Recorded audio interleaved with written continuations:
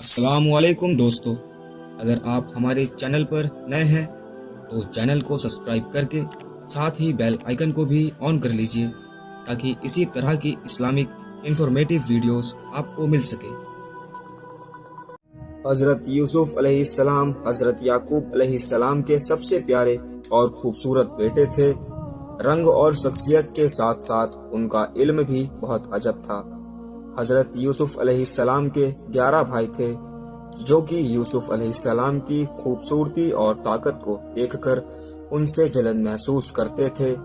وہ سوچتے تھے اگر ایسے ہی چلتا رہا تو ان کا اپنا درجہ ختم ہو جائے گا۔ حضرت یوسف علیہ السلام کا اپنے بھائیوں کے ساتھ بہت اچھا رشتہ تھا، لیکن ان کے بھائی ان سے نفرت کرتے تھے۔ ایک دن حضرت یوسف علیہ السلام اپنے ابو حضرت یعقوب علیہ السلام کے پاس گئے اور کہنے لگے، ابو میں نے ایک خواب دیکھا ہے جس میں 11 ستارے اور سورج چاند مل کر میرے سامنے سجدہ کر رہے ہیں۔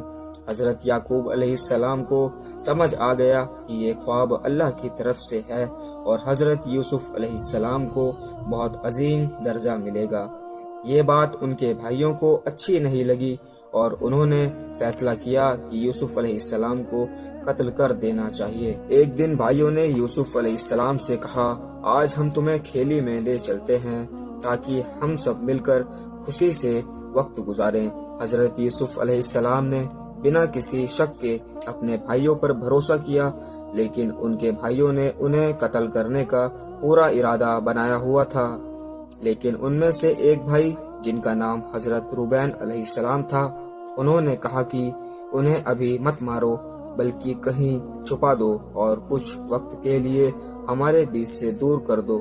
جب یوسف علیہ السلام کھیلی کے لیے وہاں پہنچے تو سب بھائیوں نے مل کر انہیں ایک کنویں میں ڈھکیل دیا اور انہیں بعد میں کنویں سے نکال کر مارنے کا سوچا۔ جب حضرت یوسف علیہ السلام کو کنویں میں ڈالا گیا، اس وقت ان کا ایمان اتنا مضبوط تھا کہ اتنے مشکل وقت میں بھی اپنے دل میں دعا کر رہے تھے، یا اللہ اگر تو چاہے تو مجھے اس مصیبت سے نکال لے۔ انہوں نے اتنی مصیبت میں ہونے کے بعد بھی ایمان اور صبر سے کام لیا۔ کنویں میں اکیلا ہونے پر بھی وہ اللہ کی رحمت کا یقین رکھتے تھے۔ ادھر بھائیوں نے یوسف علیہ السلام کو کنویں میں ڈالنے کے بعد گھر واپسی کی اور اپنے ابو حضرت یعقوب علیہ السلام کو حضرت یوسف علیہ السلام کی خون سے سنی ہوئی چھڑی دکھائی اور کہنے لگے، ابو ہم سب واپس آ رہے تھے لیکن راستے میں ایک جانور نے ہم پر حملہ کر دیا اور یوسف علیہ السلام کو مار دیا۔ حضرت یعقوب علیہ السلام نے یہ سب سنا اور وہ اپنے بیٹے کو کھو کر بہت غمزدہ ہو گئے، لیکن اللہ کی رحمت پر یقین رکھتے ہوئے انہوں نے اپنے آنسو چھپائے۔ اللہ کی حکمت تھی کہ یوسف علیہ السلام نے ابھی کنویں میں کچھ لمحے ہی گزارے تھے اور کنویں کے پاس سے گزر رہے ایک کارواں کے کچھ لوگوں نے یوسف علیہ السلام کو دیکھ لیا اور کنویں سے باہر نکالنے میں ان کی مدد کی۔ پھر وہ کارواں حضرت یوسف علیہ السلام کو اپنے ساتھ مصر کی طرف لے گیا۔ مصر میں ایک عظیم شخص تھے، ان کی بیوی کا نام زلیخا تھا۔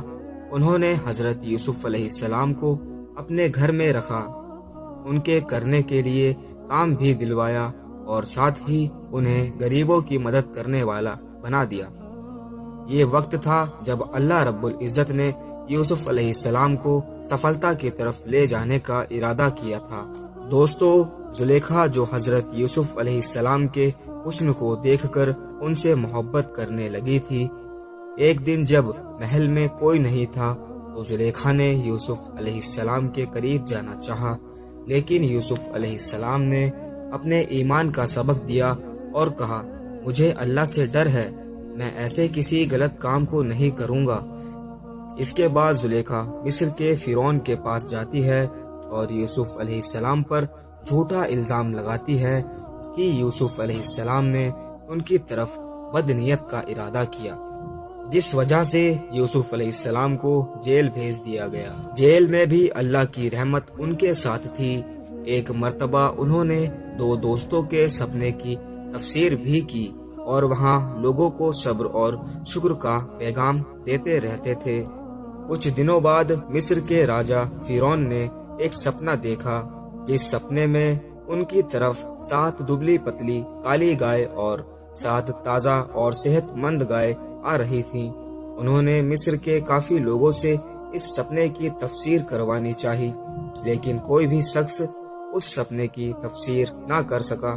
تب کسی شخص نے بتایا کہ جیل میں ایک شخص ہے جو سپنوں کی تفسیر بہت صحیح طرح کرتا ہے۔ فرعون نے یہ سنا اور جیل میں یوسف علیہ السلام کے پاس اپنے سپنے کی تفسیر کروانے کے لیے گیا۔ یوسف علیہ السلام نے انہیں بتایا جو سوکھی گائے ہیں وہ سال کے بعد آنے والی بھکمری کو درشا رہی ہیں، اور جو صحت مند گائے تھیں وہ اچھی فصل اور خوبصورتی کو درشا رہی تھیں۔ یوسف علیہ السلام نے فرعون کو یہ صلاح بھی دی کہ وہ 7 سال تک اپنی فصل کو سنبھال کر رکھے تاکہ وہ بھکمری سے بچ سکے۔ فرعون نے ان کی تفسیر کو بالکل صحیح مانا اور یوسف علیہ السلام کو مصر کا وزیر اعظم بنا دیا۔ فرعون کی ریاست میں یوسف علیہ السلام کا درجہ بہت بڑھ گیا، اور یہ وقت تھا جب آنے والی بھکمری کی شروعات ہوئی تھی۔ جب یوسف علیہ السلام کے بھائیوں کو اس بارے میں معلومات ہوئی تو انہیں اپنی غلطی پر پچھتاوا ہوا۔ پھر وہ یوسف علیہ السلام کے پاس اپنی غلطی کی معافی مانگنے گئے، اور یوسف علیہ السلام نے انہیں معاف کر دیا اور کہا، اللہ نے جو کیا سب بہتر کیا۔ جب حضرت یعقوب علیہ السلام کو اپنے بیٹے کے بارے میں جانکاری ملی تو ان کا دل خوشی سے بھر گیا۔ وہ اللہ کا شکر ادا کرتے ہوئے اپنے بیٹے سے ملنے پہنچ گئے۔ یوسف علیہ السلام نے اپنے ابو حضرت یعقوب علیہ السلام کو اپنے پاس بلایا اور بتایا کہ کس طرح اللہ رب العزت نے انہیں اپنی زندگی میں کامیابی عطا کی۔